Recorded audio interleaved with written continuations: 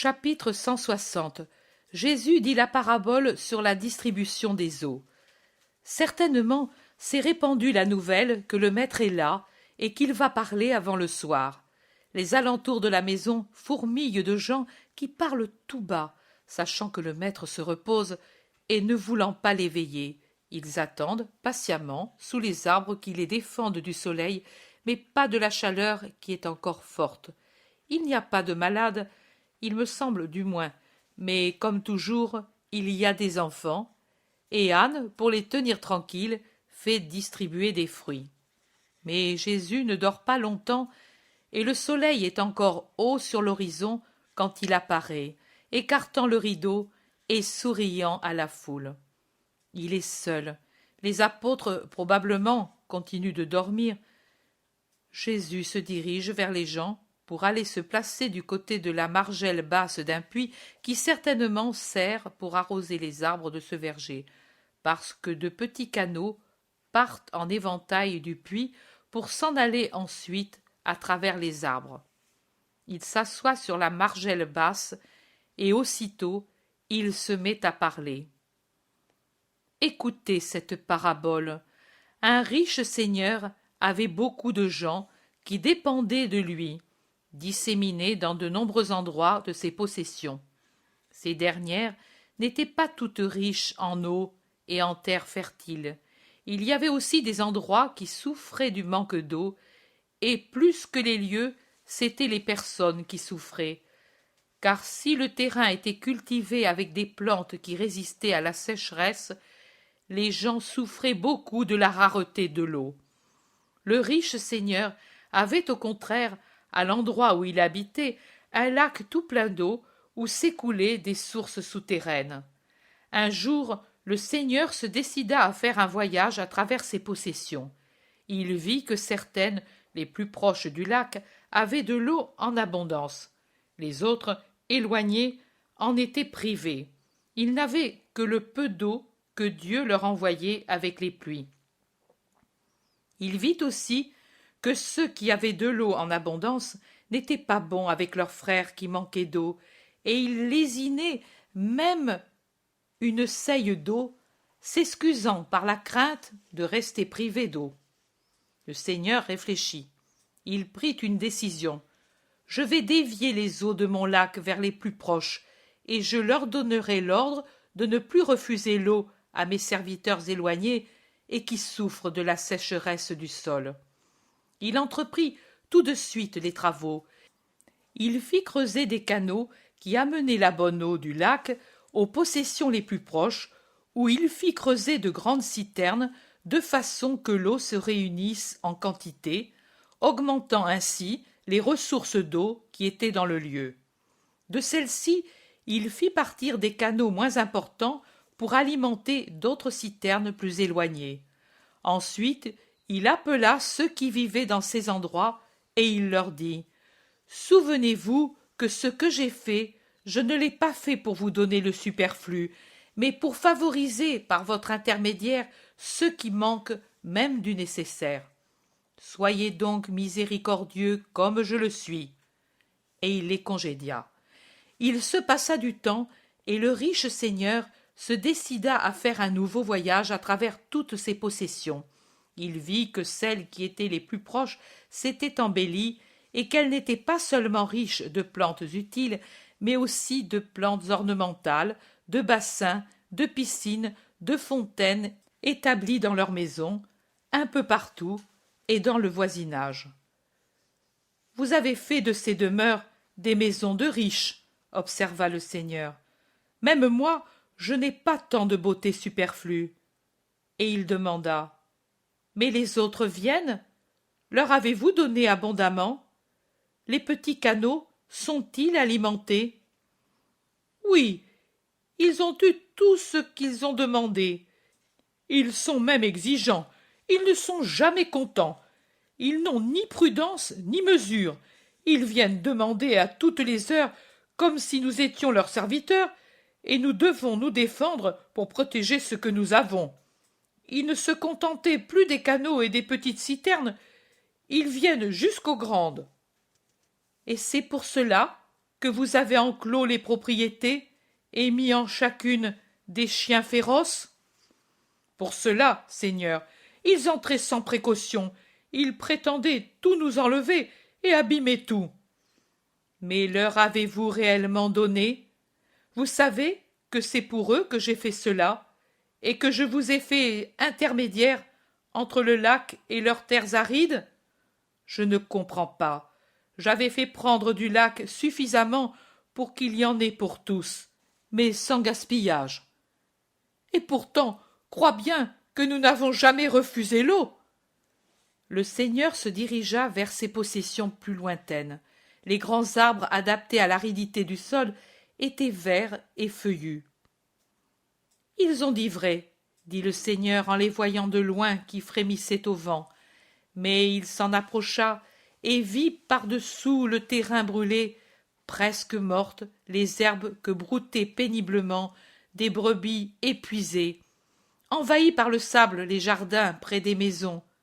Et puis il vit les premiers cultivateurs souffrant, l'œil fébrile et humilié. Ils le regardaient et baissaient la tête en s'éloignant, comme s'ils avaient peur. Étonné de cette attitude, il les appela à lui. Ils s'approchèrent tremblants. « Que craignez-vous? Ne suis-je plus votre bon Seigneur qui a eu soin de vous et qui, par des travaux prévoyants, vous a soulagé de la pénurie de l'eau? Pourquoi ces visages de malades? Pourquoi ces terres arides? Pourquoi les troupeaux sont-ils si petits? Et pourquoi semblez-vous avoir peur de moi?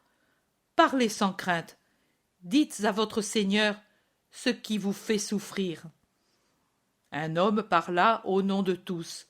« Seigneur, nous avons eu une grande déception et beaucoup de peine. Tu nous avais promis du secours, et nous avons perdu même ce que nous avions auparavant, et nous avons perdu l'espoir en toi. » Comment? Pourquoi? N'ai-je pas fait venir l'eau en abondance aux plus proches, en leur donnant l'ordre de vous faire profiter de l'abondance? C'est ce que tu as dit? Vraiment? Bien sûr, certainement. Le sol m'empêchait de faire arriver l'eau jusqu'ici directement, mais avec de la bonne volonté, vous pouviez aller au petit canot des citernes, y aller avec des outres et des ânes, prendre autant d'eau que vous vouliez. N'aviez-vous pas assez d'ânes et d'outres, et n'étais-je pas là pour vous les donner? Voilà, moi je l'avais dit, j'ai dit, ce ne peut être le Seigneur qui a donné l'ordre de refuser l'eau. Si nous étions allés, nous avons eu peur. Ils nous disaient que l'eau était une récompense pour eux et que nous étions punis. Et ils racontèrent au bon patron que les fermiers des possessions bénéficiaires leur avaient dit que le Seigneur, pour punir les serviteurs des terres arides qui ne savaient pas produire davantage, avait donné l'ordre de mesurer non seulement l'eau des citernes, mais celle des puits primitifs. De cette façon, si auparavant ils en avaient jusqu'à 200 battées par jour pour eux et leurs terres, qu'il leur fallait porter péniblement sur un long parcours, ils n'en avaient maintenant que 50, et, pour avoir cette quantité pour les hommes et pour les animaux, ils devaient aller au ruisselet voisin des lieux bénis, là où débordait l'eau des jardins et des bains, pour y prendre une eau trouble. Et ils mouraient de maladie et de soif, et les jardins mouraient, et aussi les brebis. Les brebis, les brebis. Le Seigneur leur répondit. « Oh, c'en est trop! Il faut que cela finisse. Prenez votre mobilier et vos animaux, et suivez-moi. Vous allez fatiguer un peu, épuisé comme vous l'êtes, mais ensuite ce sera la paix. J'irai lentement pour permettre à votre faiblesse de me suivre. Je suis un bon maître, un père pour vous, et je pourvois aux besoins de mes enfants. » Et il se mit lentement en chemin, suivi de la triste foule de ses serviteurs et de leurs animaux, tout heureux, cependant, du réconfort de l'amour de leur bon maître. Ils arrivèrent aux terres bien pourvues d'eau. En y arrivant, le maître en prit quelques-uns parmi les plus forts, et il leur dit: Allez en mon nom demander de quoi vous désaltérer. Et s'ils lancent les chiens contre nous? Je suis derrière vous, ne craignez pas. Allez dire que je vous envoie, et qu'ils ne ferment pas leur cœur à la justice, parce que toutes les eaux appartiennent à Dieu, et que les hommes sont frères. Qu'ils ouvrent tout de suite les canaux. Ils allèrent, et le maître derrière eux. Ils se présentèrent à un portail, et le maître resta caché derrière le mur de clôture. Ils appelèrent. Les fermiers accoururent. « Que voulez-vous » ? « Ayez miséricorde de nous, nous mourrons. Le maître nous envoie avec l'ordre de prendre l'eau qu'il a fait venir pour nous. Il dit que c'est Dieu qui lui l'a donnée, et que lui vous l'a donnée pour nous, car nous sommes frères, et il dit d'ouvrir tout de suite les canaux. »« Ha ha » dirent en riant les Cruels. « Des frères, cette troupe de déguenillés. Vous mourrez? Tant mieux. Nous prendrons vos terrains, nous y amènerons l'eau. Alors oui, nous l'amènerons et nous rendrons ces lieux fertiles. L'eau pour vous? Imbéciles, l'eau nous appartient.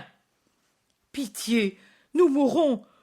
Ouvrez, c'est l'ordre du maître. » Les fermiers méchants se consultèrent, puis ils dirent: « Attendez un moment. » Et ils s'en allèrent en courant.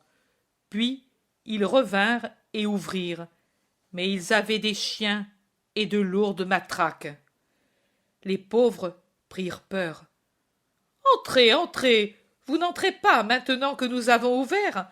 Ensuite vous direz que nous n'étions pas généreux. » Un imprudent entra, et une grêle de coups de bâton lui tombèrent dessus, pendant que les chiens détachés s'élançaient sur les autres.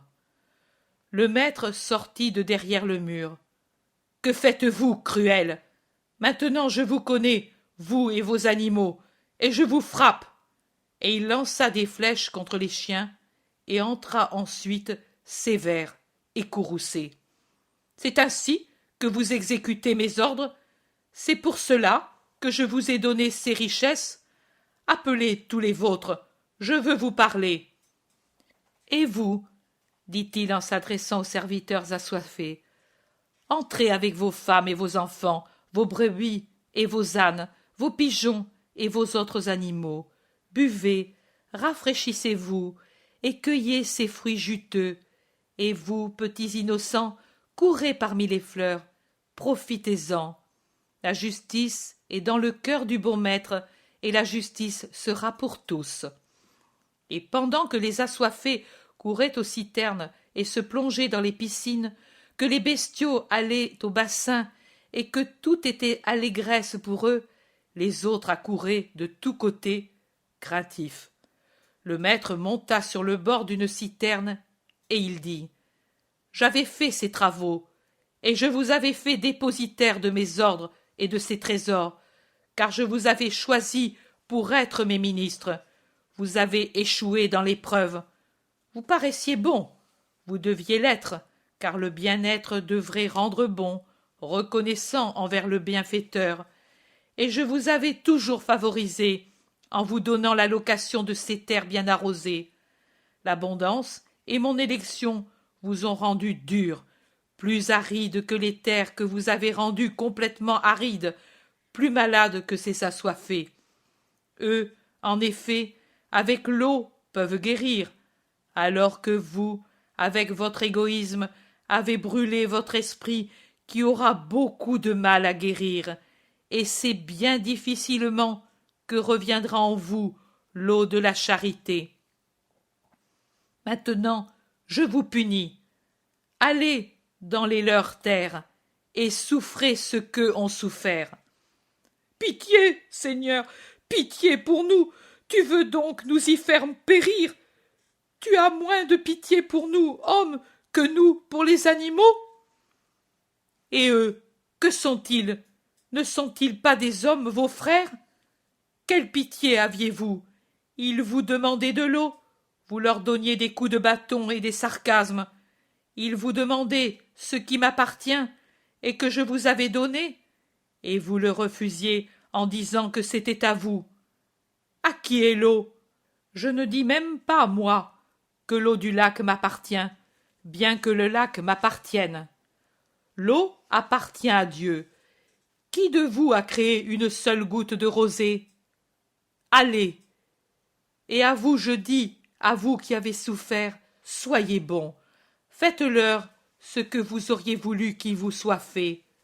Ouvrez les canaux qu'eux ont fermés, et faites-leur couler l'eau dès que vous le pourrez. Je vous fais mes distributeurs pour ces frères coupables auxquels je laisse la possibilité et le temps de se racheter. Et c'est le Seigneur Très-Haut, plutôt que moi, qui vous confie la richesse de ces eaux pour que vous deveniez la providence de ceux qui en manquent. Si vous savez le faire avec amour et justice, en vous contentant du nécessaire, en donnant le superflu aux malheureux, en étant juste, en n'appelant pas vôtre ce qui est don reçu, et plutôt don confié, grande sera votre paix, et l'amour de Dieu et le mien seront toujours avec vous. La parabole est finie, et tout le monde peut la comprendre. Comprendre.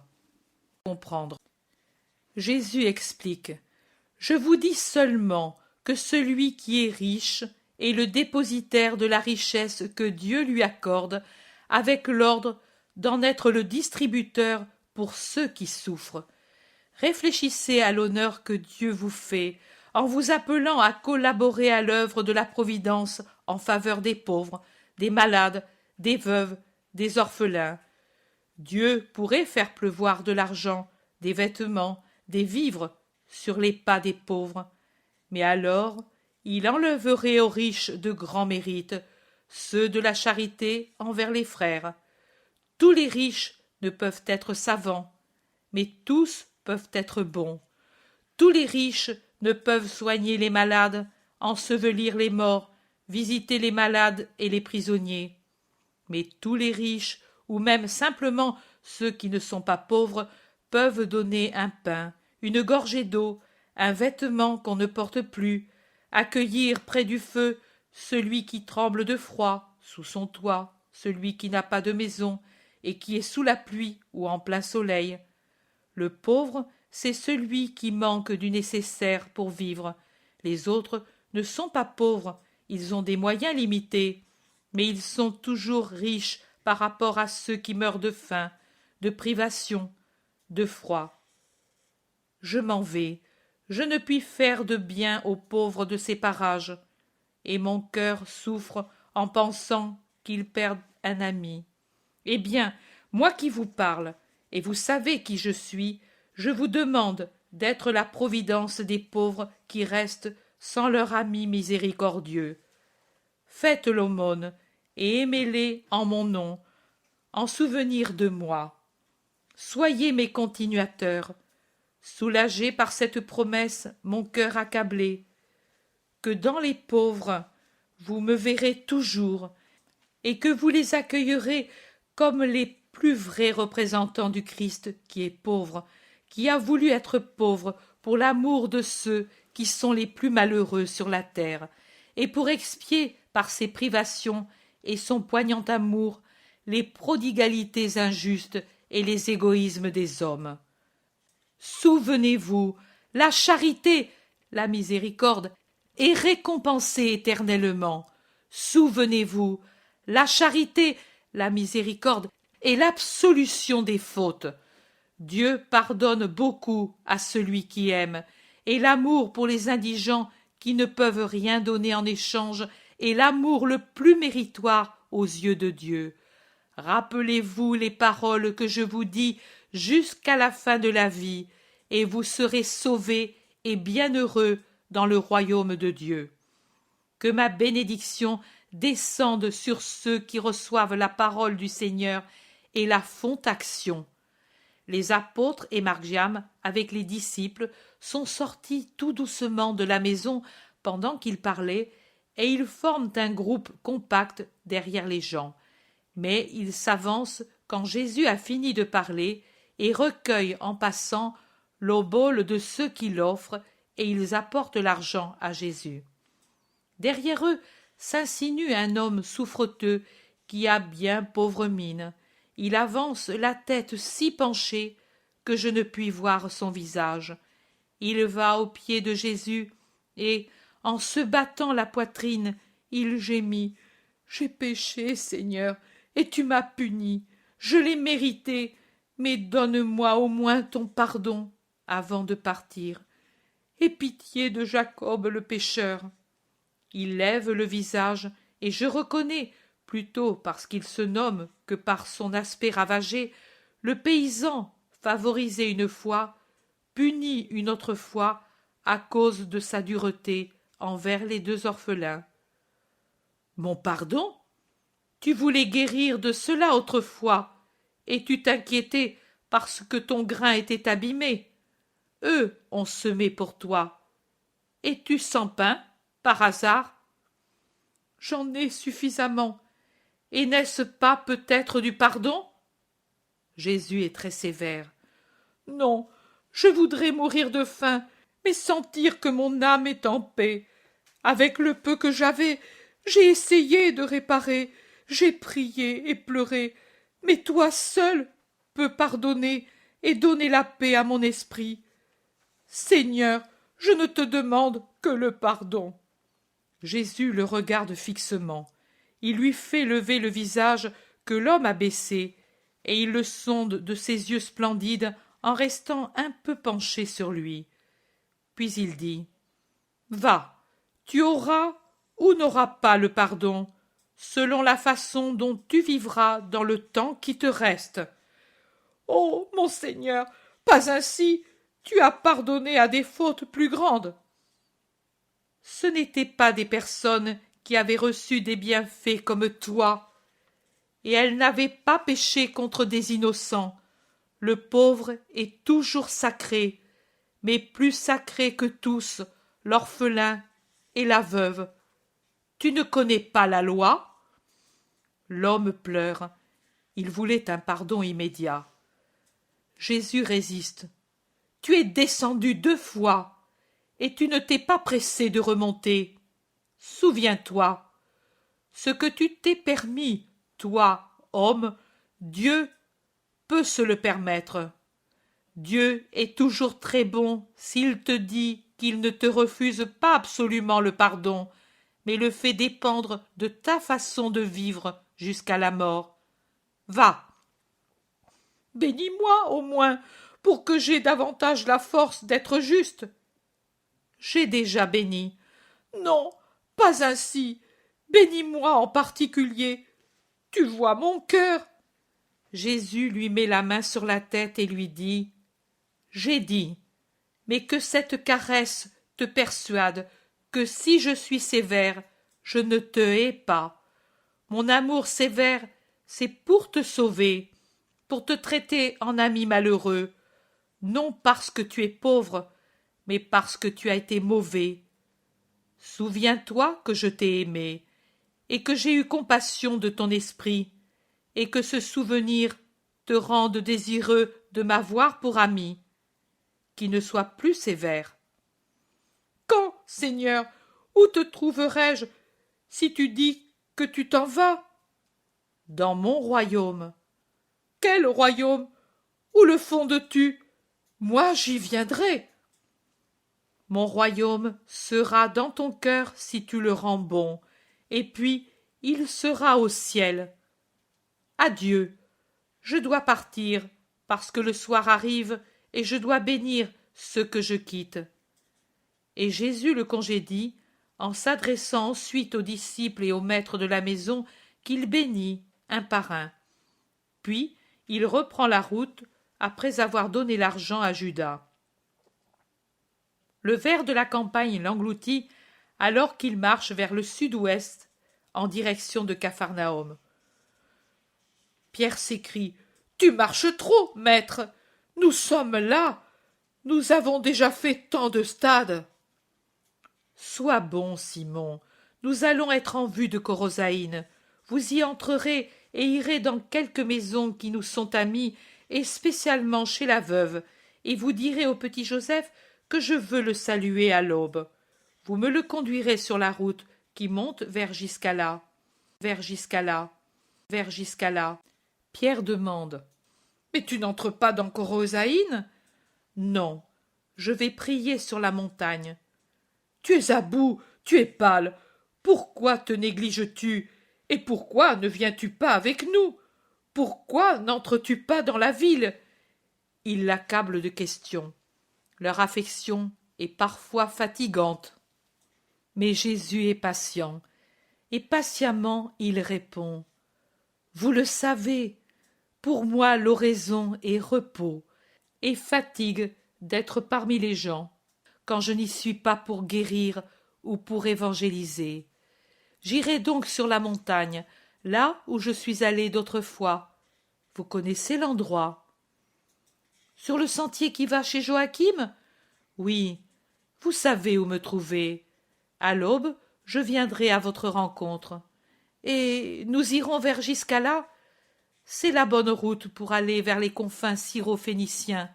J'ai dit à Aphek que j'y serais allé. J'y irai. C'est que tu ne te rappelles pas l'autre fois? Ne crains pas, Simon, ils ont changé de manière. Pour le moment, ils m'honorent. Oh, ils t'aiment alors? Non, ils me haïssent plus qu'avant, mais ne pouvant pas m'abattre par la force, ils essaient d'y arriver par leur ruse, ils essaient de séduire l'homme, et pour séduire, ils se servent des honneurs, même s'ils sont faux. Au contraire, venez tout près de moi, dit-il ensuite aux autres qui avançaient en groupe, voyant que Jésus parlait avec Pierre en particulier. Ils se réunissent. Jésus dit: Je disais à Simon, et je le dis à tous, car je n'ai pas de secret pour mes amis.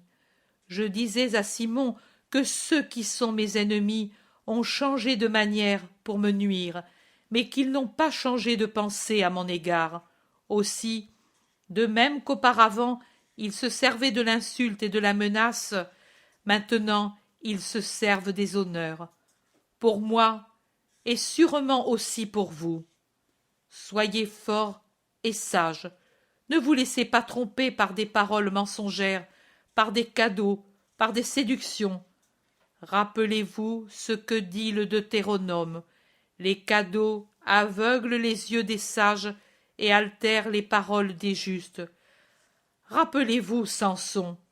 Il était nazir de Dieu depuis sa naissance, dès le sein de sa mère qui le conçut et le forma dans l'abstinence par l'ordre de l'ange, pour qu'il fût un juste juge d'Israël. Mais tant de bien, où finit-il? Et comment? Et par qui? Et pas autrement que par les honneurs et l'argent, et par des femmes payées dans ce but. Sa force fut abattue pour faire le jeu des ennemis. Maintenant, prenez garde, veillez pour n'être pas surpris par le mensonge, et pour ne pas servir les ennemis, même inconsciemment. Sachez vous garder libre comme les oiseaux qui préfèrent une nourriture frugale et une branche pour se reposer, plutôt que des cages dorées où la nourriture est abondante et où il y a un nid confortable, mais où le caprice des hommes les retient prisonniers. Pensez que vous êtes mes apôtres, donc serviteurs seulement pour Dieu, comme moi je suis voué seulement à la volonté du Père. Ils chercheront à vous séduire, peut-être ils l'ont déjà fait, en vous prenant chacun par votre point faible, car les serviteurs du mal sont rusés, étant instruits par le malin. Ne croyez pas à leurs paroles, elles ne sont pas sincères. Si elles l'étaient, je vous dirais tout le premier, saluons-les comme nos bons frères. Au contraire, il faut se défier de leurs actions et prier pour eux, pour qu'ils deviennent bons. Moi, je le fais. Je prie pour vous, pour que vous ne soyez pas trompés par cette nouvelle guerre, et pour eux, pour qu'ils cessent d'ourdir des complots contre le Fils de l'homme et d'offenser Dieu son Père. Et vous, imitez-moi, Priez beaucoup l'Esprit Saint, qu'il vous donne des lumières pour y voir clair, et soyez purs si vous voulez l'avoir pour ami. Moi, avant de vous quitter, je veux vous fortifier. Je vous absous si jusqu'à présent vous avez péché. Je vous absous de tout. Soyez bons à l'avenir, bons, sages, chastes, humbles et fidèles. Que la grâce de mon absolution vous fortifie. Pourquoi pleures-tu, André? Et toi, pourquoi te troubles-tu, mon frère? André dit: parce que cela me semble un adieu. Et crois-tu que c'est avec si peu de paroles que je vous saluerai? Ce n'est qu'un conseil pour ces temps. Je vois que vous êtes tous troublés. Cela ne doit pas se produire.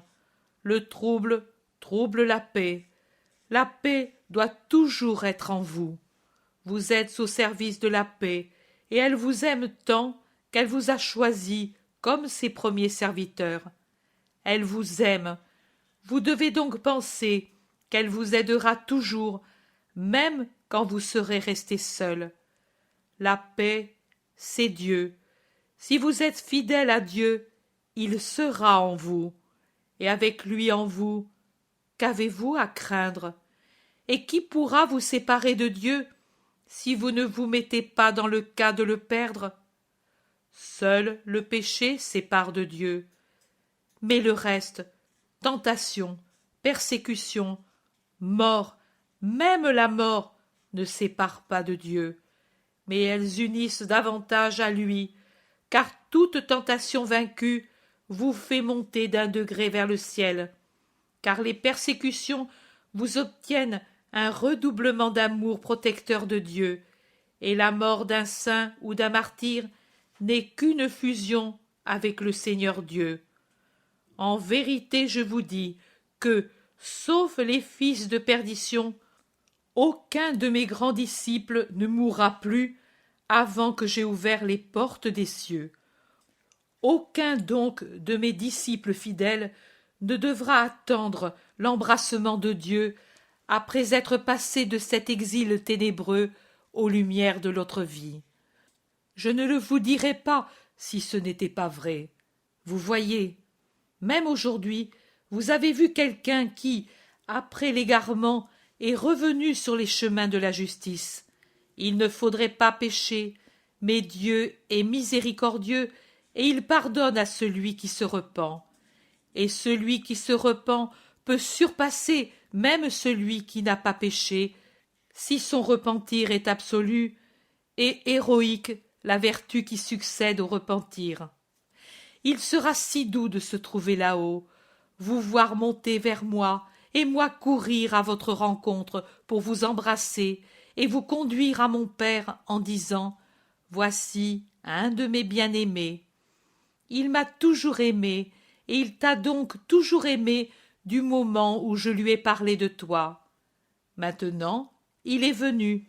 Bénis-le, mon Père, et que ta bénédiction soit sa couronne resplendissante. Mes amis, amis ici et amis au ciel, ne vous semble-t-il pas que tout sacrifice soit léger pour obtenir cette éternelle joie? Vous êtes rassérénés désormais. Séparons-nous ici. Moi, je monte là-haut, et vous, soyez bons. Donnons-nous un baiser. Et il les embrasse un par un. Judas pleure en l'embrassant.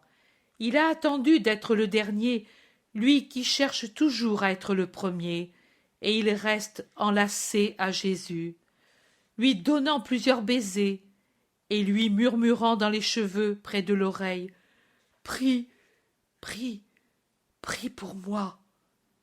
Ils se séparent. Jésus va vers la colline, et les autres poursuivent jusqu'à Corosaïne, qui déjà blanchit dans la verdure des arbres.